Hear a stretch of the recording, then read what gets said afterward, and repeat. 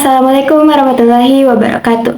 Before we get started, I would like to introduce myself. My name is Nurul Azifah Karamah. Also, my student ID number is 204001240007. I made this video formally to complete the assignment of linguistics with the theme of phonetic understanding part 2.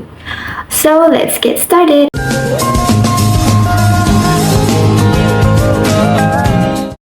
Place of articulation means we talk about what speech organ we use to producing consonant sounds. For example, the tongue and the teeth forming a dental sound. These sounds are made when the tongue tip for sound or tongue blade for sound contacts upper the teeth. As 2th sound in the words Tuesday. Tuesday. Meanwhile, manner of articulation is the way we produce the sound. It describes two things. The first is how the different organs of speech interact one another in producing consonant sounds. And the second is how the airflow is obstructed to affect the production of consonant sounds quality. At this point, we can understand that in English, even though the letters are the same, they can still be pronounced differently depending on the manner of articulation.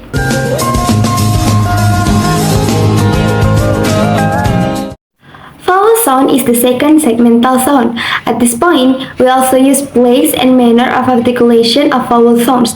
To produce vowel sound, which only consists of the mouth, the tongue, and the lips, the production of vowel sound in English involves 5 main parameters, namely, openness of the mouth, tongue elevation, position of tongue elevation, lip shapes, and the last is duration of vocalization.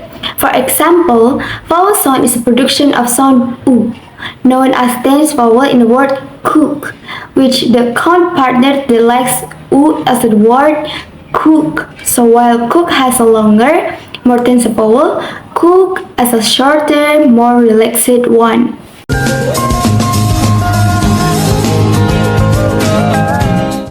The way I understand the place and manner of articulation is that unlike the production of consonant, vowels only consist of the mouth, tongue, and lips.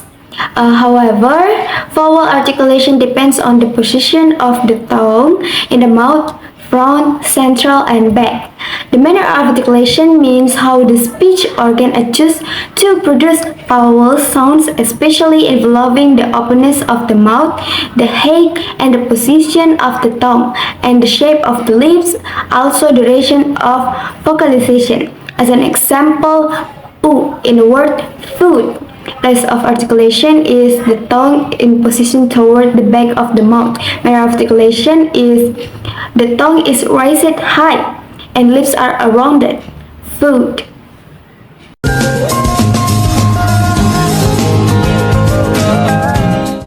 I agree with this statement. Suprasegmental sound feature like stress, intonation, and juncture exist in all language because there is a word stress which includes the emphasis on the pronunciation or syllable of individual words. Each word has its own stress which is put on syllable of the words, and there is also intonation. All languages in the world have their own intonation, including English. Intonation can be used to convey emotion or attitudes. Intonation is found different not only within different language, but within in the same language. It's widely known that English has dialectical and regional difference in the intonation. For example, there are quite a few differences between British and American as well.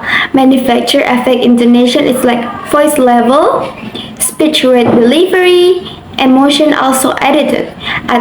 And the last is juncture, which explains about clear-cut border lines between words in connection speeches.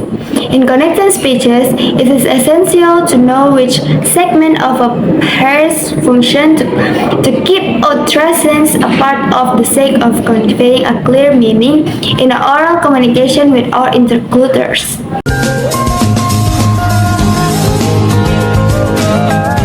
I understood that suprasegmental sound is a feature of speech that extends beyond the individual sounds or moments of a word. This feature includes stress, intonation, and juncture. Word stress is emphasized placed in a particular syllable or words within a sentence.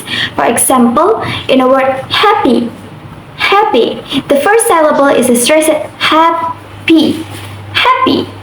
Placement of emphasis is important because differences in stress can change the meaning of the word. For an example, present in a noun and present in a verb. Then there is intonation, the rise and fall of pitch in a speech, used to convey emotion or indicate the end of sentence. For an example, statement, I'm going to the store.